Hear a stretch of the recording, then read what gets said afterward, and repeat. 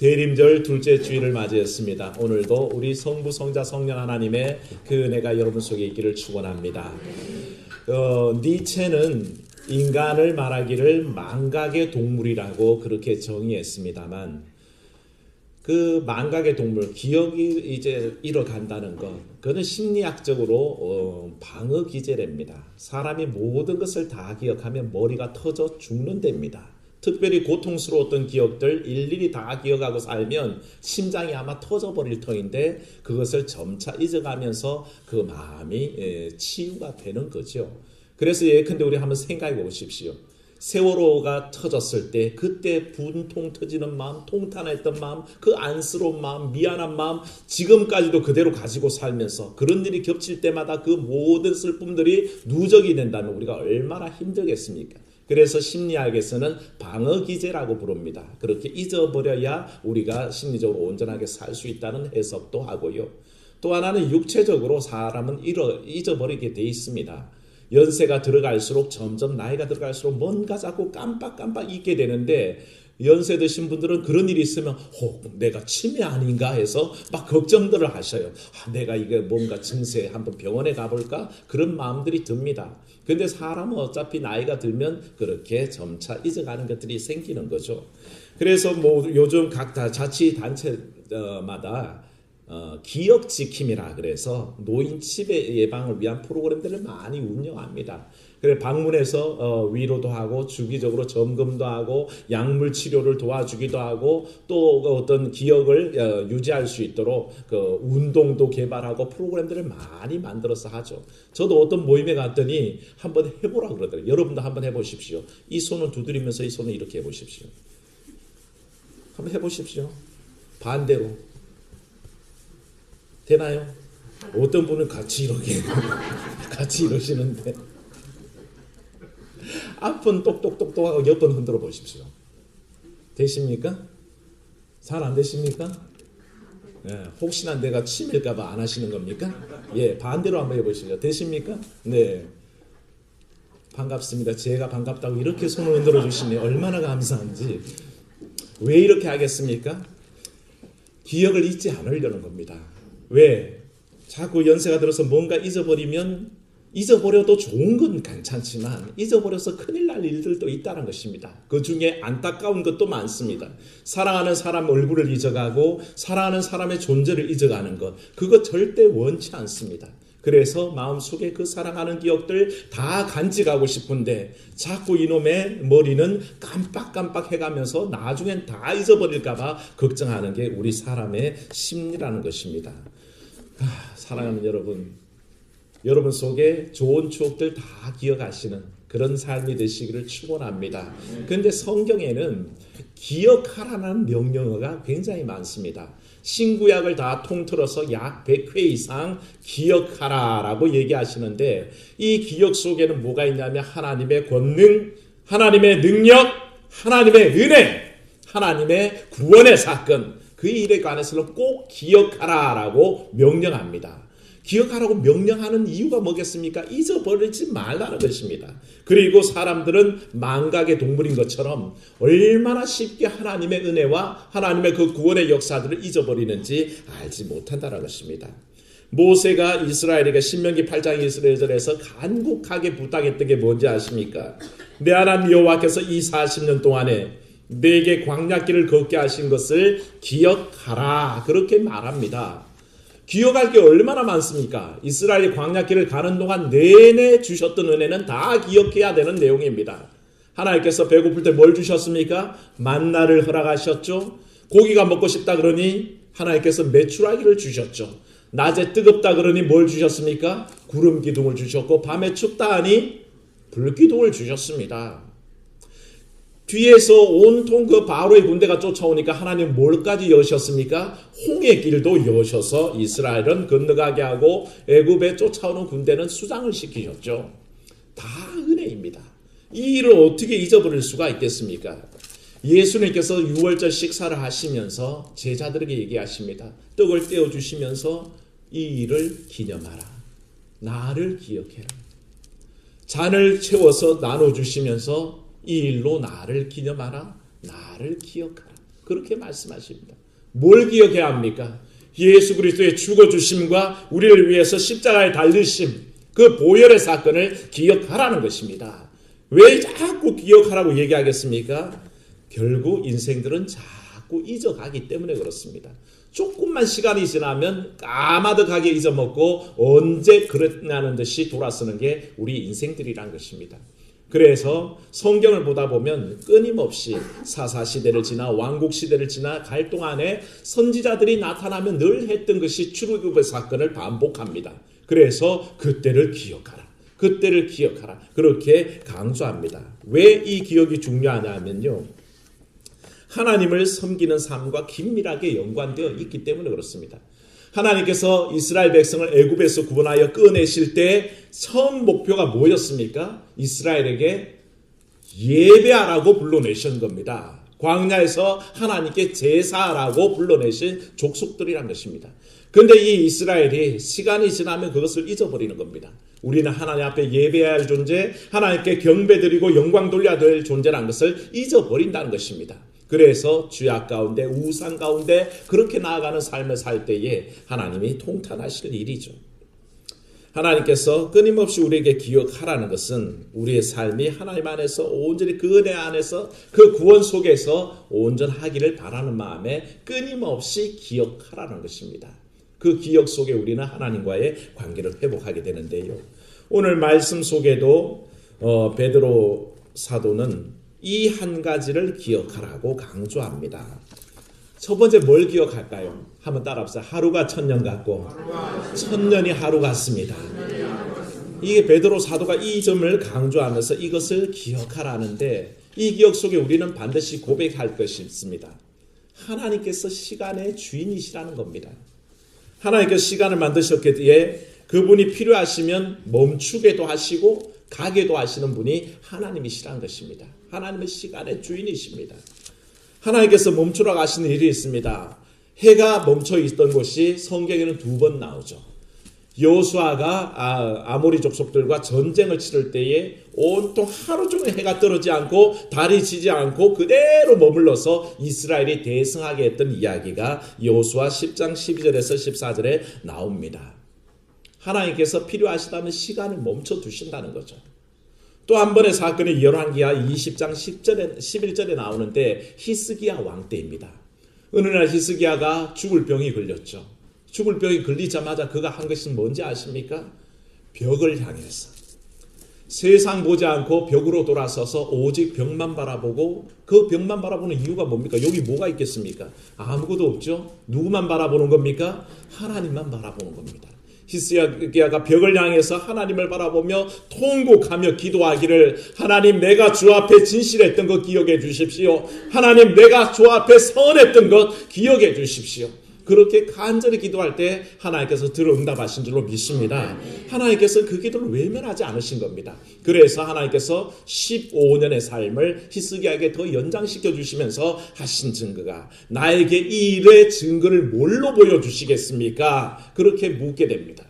그때 얘기합니다. 내가 해시계의 그림자를 앞으로 가게 할까 뒤로 가게 할까 그렇게 물어보실 때 히스기야 생각에 앞으로 가기는 쉽습니까?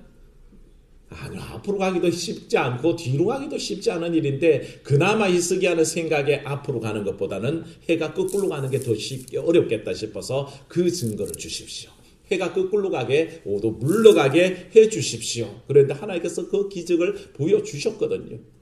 결국 뭡니까? 하나님께서는 시간을 지으시기에 시간을 멈추기도 하고 빨리 가기도 하고 뒤로 돌이키기도 하신다는 겁니다. 인간이 시계를 만들지 않았습니까? 시계를 만든 인간은 언제든지 이 시계를 풀어서 자기 시간을 돌릴 수 있습니다. 시계를 만들었기 때문에 가능한 얘기죠. 하나님은 시간을 창조하셨습니다. 그러니 하나님 마음대로 시간을 그 주인 되셔서 조종할 수 있습니다. 우리의 생명 마찬가지입니다. 내 생명이 누구에게 달려 있습니까? 하나님께 달린 줄로 믿습니다. 우리의 생명이 하나님 앞에 달려 있습니다. 하나님께서 지으신 창조물이기에 하나님께서 원하시면 더 연장하시기도 하고 하나님께서 원하시면 지금도 데려가실 수 있다는 것입니다.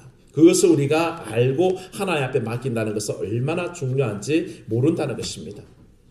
결국 히스기야가 자기의 죽을 병 앞에 하나님 앞에 면벽하고 오직 주만 바라보는 이유는 뭐겠습니까? 그 생명이 하나님 앞에 달려있는 줄 알기에 하나님만 바라보는 것입니다. 그때 하나님께서는 그의 뜻대로 남들은 도저히 불가능하다 할 때에도 그 생명을 몇 년이나 15년이나 연장시켜서 히스기야가 남은 일들을 다 감당할 수 있도록 허락했던 것을 우리가 볼 수 있습니다. 사랑하는 여러분, 여러분의 생명이 주의 손에 잡힌 것을 믿으시기를 축원합니다.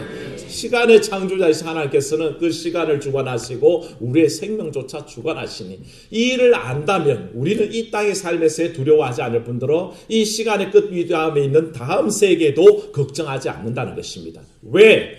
여기에서 우리와 함께 하신 하나님을 기억하기에 또 다음 시간에 있을 하나님의 은혜도 여전히 있다는 것을 알게 된다는 것입니다. 그러면 우리가 우리의 삶 속에 시간의 주인이신 주님을 고백한다는 것은 얼마나 중요한지 모른다는 것입니다. 이 시간을 관장하시는 주의 권능에 대해서 이사야는 선포하기를 내가 부르면 천지가 일제히 선언이라 그렇게 선언했습니다. 내가 누굽니까? 하나님입니다. 하나님께서 부르시면 천지가 그 자리에 딱 선다고 그렇게 이사야가 하나님의 권능을 선언하는 것이 내 삶이 하나님 앞에 맡겨져 있습니다. 하나님이 서라 그러시면 서게 돼 있고 가라 그러면 가게 돼 있습니다. 그 진리를 믿으시기를 축원합니다. 우리는 그 진리를 깨닫지 못하고 늘 내 삶을 내 마음대로 해보려고 애쓰는 겁니다. 시간도 내 마음대로 할 수 있는 것처럼 생명도 내 마음대로 할 수 있는 것처럼 그렇게 주장하지만 천만에요. 시간의 주인이 주님이시요 이것을 주관하시는 이가 하나님이시기에 이 모든 것을 맡기시기를 주의 이름으로 축원합니다. 두 번째는 우리가 기억할 것은 반드시 우리의 존재 근거 속에 하나님의 주관하심이 있다는 것을 인정하는 겁니다. 많은 이들이 이 당시에 믿는 사람들을 향해서 조롱을 합니다. 너희가 곧 온다고 하는 그 주님이 도대체 언제 오느냐? 그 새빨간 거짓말 아니냐라고 조롱합니다. 이런 조롱은 오늘날에도 우리 주변의 사람들이 크리스찬들을 향해서 던지는 조롱입니다. 아이고 하나님이 있기는 어디 있어? 그렇게 조롱을 합니다. 그건 예나 지금이나 똑같습니다. 시편 42편을 보면 시편 기자가 피 끓는 마음으로 이렇게 고백하기를 하나님이여 사슴이 시냇물을 찾기에 갈급한 같이 내 영혼이 주를 찾기에 갈급하나이다. 그렇게 고백하고 내 영혼이 살아계시는 하나님 그 하나님을 갈망하나니 내가 어느 때에 나가서 하나님의 얼굴을 배울까. 그 다음에 하는 말 고백이 이렇습니다. 사람들이 종일 내게 하는 말이 네 하나님이 어디 있느뇨 하니 내 눈물이 주야로 내 침상을 적셔 내 음식이 됩니다. 그렇게 고백합니다. 그들의 조롱거리는 뭡니까? 사실은 그들은 하나님을 알지 못하게 조롱하는 것입니다. 더디 오시기에 없다라고 얘기하고 우리 곁에 안 오시는 것처럼 보이기에 하나님이 없다라고 믿는 우리들을 핍박하는 것입니다. 하지만 사랑하는 여러분, 시편 42편의 기자는 결코 낭망하지 않았습니다. 아무리 네 믿는 하나님이 어디 있느냐 조롱할 때에도 그는 담대하게 이야기하기를 시편 42편 11절 마지막 고백이 이렇습니다. 내 영혼아 네가 어찌하여 낙심하며 어찌하여 내 속에서 불안해하는가. 너는 하나님께 소망을 두라. 나는 그가 나타나 도우심으로 말미암아 내 하나님을 여전히 찬송하리로다. 할렐루야. 그가 나타나서 나에게 뭘 해주신다고요? 도우신다는 것입니다. 그가 오셔서 날 도우실 것을 믿고 있기에 믿는 사람들 속에는 절대 불안도 없고 근심도 없고 낭망함도 없다는 것입니다. 이 은혜가 여러분 속에 있기를 축원합니다. 하나님께서는 내게 기어코 오셔서 나를 도우실 것을 내가 믿기에 나는 찬송할 일밖에 없다는 것입니다. 그들이 아무리 조롱한다고 전지전능하신 하나님이 사라집니까? 그들이 아무리 없다고 우겨도 그 권능의 하나님이 어디 가십니까? 여전히 지금 여기 여러분과 함께 하심을 믿으시기를 축원합니다. 하나님은 결코 떠나거나 버리시는 하나님이 아닙니다. 언제나 고백하기를 지금 여기 계신 하나님입니다. 내 삶의 아픈 현실 속에 나의 고통 속에 아픈 육신 속에 허물어져가는 나의 삶 속에 주님은 찾아오셔서 도우시는 하나님입니다. 그 전능하신 하나님을 우리가 기억해야 한다는 것을 오늘도 우리는 말씀을 통해서 보게 됩니다. 그러니 결코 초조하거나 근심하거나 걱정하지 마십시오. 시간의 주인은 누구시라고요? 주님이십니다. 주님이 주관하십니다. 그러니 맡겨드려야 됩니다. 그때에 우리가 기도하고 간구하는 데에 하나님은 그 긍휼하심으로 응답하신다는 것이죠. 둘째 우리가 기억할 것은 하나님이 우리 삶에 행하신 일을 기억하면 회개하는 삶을 살 수 있습니다. 하나님께서 내게 해주셨던 것들을 기억하면 내가 어찌 이렇게 죄악된 삶을 살 수 있을까라는 고백이 절로 나온다는 것입니다.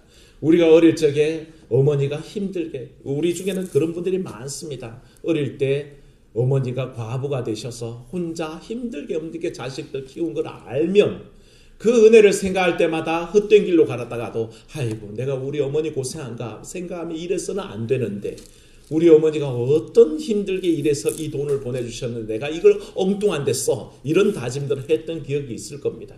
그와 똑같이 하나님의 은혜를 기억하는 사람마다 하나님의 은혜 받은 사람으로서, 하나님의 능력 받아서 살아가는 사람으로서, 하나님의 말씀에 붙잡힘 받은 사람으로서 허투루 살 수 없다는 것입니다. 왜 우리의 인생을 허비하고 삽니까? 하나님이 가장 사랑하셔서 자기 독생자를 그 주시기까지 그 피값으로 우리를 사셨는데 왜 우리는 그 값으로 그 값진 은혜를 받았음에도 내 삶을 소비하겠습니까? 절대 하나님의 은혜를 기억하는 사람들은 허투루 살 수 없습니다. 9절에 뭐라고 했습니까? 9절 말씀이 있습니다. 주의 약속은 어떤 이들이 더디다고 생각하는 것 같이 더딘 것이 아니라 오직 주께서는 너희를 대하여 오래 참으사 아무도 멸망하지 아니하고 다 회개하기에 이르기를 원하시느니라. 아멘. 그저 하나님께서 참고 계신다고, 그저 하나님께서 기다려주신다고, 하나님이 없다고요? 안 오신다고요? 더디 오실 거라고요? 착각입니다. 하나님께서 기다려주시는 이유는 뭡니까? 오직 우리가 다 회개하고 돌아오기를 참아주시는 겁니다. 저는 아버지의 마음으로서 그걸 이해할 때가 있습니다. 제 자식들이 말을 안 들으면 너 아빠한테 혼나? 아빠가 10살 때 말 들어 19, 8, 7, 새 나가죠. 근데 이게 새 갈수록 점점 불안합니다. 얘가 내가 땡 할 때까지 말을 안 들으면 어떡하지? 그때는 화를 내야 되나? 호체를 들어야 되나? 셋, 둘, 하나, 반, 반의 반, 반의 반의 반. 여러분들도 그 경험이 있을 겁니다. 자식 말 안 들어서 회초리를 들기 전에 그 회초리 드는 게 싫어서 어떻게 하든지 이 자식이 빨리 알아들으라고 그렇게 카운트를 말도 안 되게 연장해가면서 그렇게 시간을 지연시켜줬던 기억이 다 있으실 겁니다. 하나님이 그런 겁니다. 하나님이 딱 마음에 안 드신다고 바로 회초리를 들고 우리를 때리기 시작하시면 누가 버틸 수가 있습니까? 그런데 하나님이 우리 모두가 회개하고 구원에 이르라고 자꾸 카운트를 반에 반, 반에 반에 반, 반에 반에 반 이렇게 하시면서 자꾸 지연해 주실 뿐인데 이걸 모르는 어리석은 인생들이 이렇게 늦게 오시니 안 오시는 거지. 니네가 그토록 기다리는 하나님이 어디 오시겠어? 조롱하는 어리석은 모습을 보게 됩니다. 누가복음 15장에 보면 집 나간 자식의 얘기가 있습니다. 탕자죠. 둘째 아들입니다. 아버지를 떠나서 먼 길을 갔는데 사실 성경에는 나오지 않지만 이 아버지는 자식이 떠난 그 순간부터 잠을 제대로 잘 수가 없었고 먹는 걸 제대로 먹을 수가 없었습니다. 한밤중에 자다가도 바깥에 부스럭 끓으면 이놈 새끼 왔나 싶어서 또 내다보고 그렇게 밤을 지새우고 다시 판 다음에 날이 밝으면 어디에 나가 있겠습니까? 동구 밖에 나가가지고 이놈 혹시 돌아오나 싶어서 쳐다보고 있을 겁니다. 성경의 결국에는 상그가 아직 멀 때에 아들을 알아봤던 이유가 뭐겠습니까? 매일같이 나와서 아들 돌아오기만 기다리고 쳐다보고 있었으니 아무리 멀리 있어도 보인다는 것입니다. 노인네가 눈이 보이면 얼마나 잘 보이겠습니까? 침침한 눈에 저 멀리 상도 잘 안 맺힐 터인데도 늘 아들의 형태와 아들의 모습과 아들의 습관을 알고 있기에 그 아들이 저 멀리 남들이 상거가 멀어서 알아보지 못할 때 알아보는 마음이 아버지의 마음이라는 것입니다. 그러므로 사랑하는 여러분, 주님의 마음은 우리가 돌아오기를 기다리시는 줄로 믿습니다. 우리가 다 회개하고 이 세상 사람들이 다 회개하고 돌아오기만을 기다리신다는 것입니다. 그 참아주시는 은총을 착각하지 말아야 되는 겁니다. 셋째, 우리 기억은 시간과 공간을 다 볼 수 있는 통찰력으로 우리를 인도하십니다. 13절 말씀 한번 읽습니다. 우리는 그의 약속대로 의가 있는 곳인 새 하늘과 새 땅을 바라보나니. 아멘. 자기가 받았던 은혜를 기억하는 사람들은요, 또다시 주실 은혜를 기억합니다. 살아오는 날 동안에 내 힘든 순간에 하나님이 간섭하셨음을 아는 사람은 또 다른 그런 어려운 순간에 왔을 때도 그 하나님께서 어떻게 하셨는지를 기억해서 그대로 그 은혜를 사모하게 돼 있다는 것입니다. 그 은혜를 거절하는 사람은 절대 다음에 올 은혜를 모른다는 것입니다. 이 땅을 살아갈 때 하나님의 그 놀라운 은혜를 기억하고 고백하는 사람들은 그 다음 세상에 올 새하늘과 새 땅도 바라보는 줄로 믿습니다. 우리 주님께서 이 땅의 삶에 나를 도우시고 인도하셨다면 우리 하나님과 더불어 영원히 살아갈 영생의 삶에 어찌 하나님께서 간섭하지 않겠습니까? 그것은 당연한 논리입니다. 내와 함께 하셨던 이 땅의 삶에 동행하셨던 하나님이라면 영원 이후의 삶도 우리 하나님께서 우리를 인도하실 것은 당연합니다. 그러니 그 은혜를 기억하면 우리가 새하늘과 새 땅을 바라볼 수 없을까요? 당연히 바라볼 줄로 믿습니다. 우리 삶 속에 바로 그 통찰력이 생긴다는 것입니다. 내게 주신 은혜를 기억할수록 장차 주실 은혜도 기억한다는 것입니다. 그래서 오히려 지금까지 주신 것보다 그때 주실 것이 더 큰 것을 믿으시기를 축원합니다. 내가 이 땅에 살 동안에 고생하고 살았지만 오히려 하나님 안에 들어갔을 때 더 크고 큰 복락을 누리게 됩니다. 이 땅에서 아프고 병들고 힘에 겨웠지만 주님 나라에 가면 아픈 몸도 사라지고 아팠던 기억들도 사라지고 오직 행복만 있을 줄로 믿습니다. 이 땅에서 너무 힘들게 공상맞게 살았는데 저 천국에 가서는 하나님께서 끝없는 보화와 온갖 좋은 것들로 허락하시니 그 은혜가 오죽하겠습니까? 이 땅의 삶 동안에 하나님께서 나와 함께 하셨다는 기억은 나를 끊임없는 하나님이 임하셨을 때 주실 그 은혜를 사모하고 나아가게 한다는 것입니다. 그러니 주님 오셔야 하겠습니까? 안 오셔야 하겠습니까? 오셔야 합니다. 그 주님이 오셔서 나를 만지시고 내 삶의 모든 아픈 것들 다 쓸어 어루만지셔서 고치시니 어찌 그 주님을 사모하지 않겠습니까? 사랑하는 여러분, 우리의 모든 기억들은 예수 그리스도의 은혜 속으로 우리를 인도합니다. 우리가 기억하면 해낼수록 오히려 주의 은혜는 너무 크다는 것을 알게 됩니다. 우리가 어버이날에서 어버이 은혜 한번 부를 때에 주마등처럼 스쳐가는 그 엄마가 나를 위해 고생했던 것, 아버지가 나를 위해서 힘썼던 것 하나도 빠짐없이 다 기억 속에 되살아나는 것처럼 우리가 주의 은혜를 기억하고 고백할 때마다, 예배할 때마다, 기도할 때마다 우리 하나님의 은혜는 내 속에 되살아나고 그 은혜가 우리의 삶을 온전한 하나님의 길로, 하나님께서 기뻐 받으시는 길로 인도하실 줄로 믿습니다. 오늘도 그 은혜를 잊지 마시고 기억하십시오. 굳게 붙잡는 여러분 되시기를 주의 이름으로 축원합니다. 은혜로우신 아버지 하나님, 우리의 이 열악한 기억 속에도 잠시 잠깐 돌아보아도 주의 은혜 아닌 것이 없음을 고백합니다. 하나님, 내가 기도할 때 응답하셨음을 감사합니다. 아버지, 내 삶이 너무 힘겨워서 주 앞에 주여 하고 엎드렸을 때에 하나님 예외 없이 응답하셨고 도와주셨고 인도하셨습니다. 그 은혜로 지금까지 살아왔고 또한 아버지 앞으로도 살게 될 것을 고백합니다. 하나님, 그 은혜를 기억하기에 또한 아버지 지금 내게 닥쳐와 있는 고난과 고통 속에 주 앞에 메어 달리고 하나님 주 앞에 간구하고 하나님을 향하여 부르짖을 때에 응답하여 주시옵소서.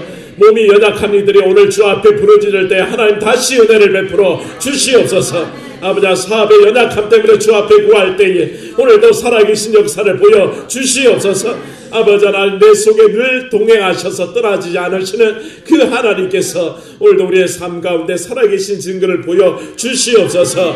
아버지, 그 모든 기억들이 우리를 아버지 먼 새하늘과 새 땅으로 또한 인도하실 줄로 믿습니다. 이 땅의 삶을 그토록 아름답게 인도하셨는데 아버지, 새하늘과 새 땅의 새 삶은 또한 어떠하겠습니까? 아버지, 우리 속에 이 기대와 소망이 넘치게 하시고 온전함으로 주님 기다리는 이 대림절의 둘째 주일 되게 축복하여 주시옵소서. 주 앞에 우리의 삶을 맡겨오고 주 예수님 이름으로 기도하옵나이다. 아멘.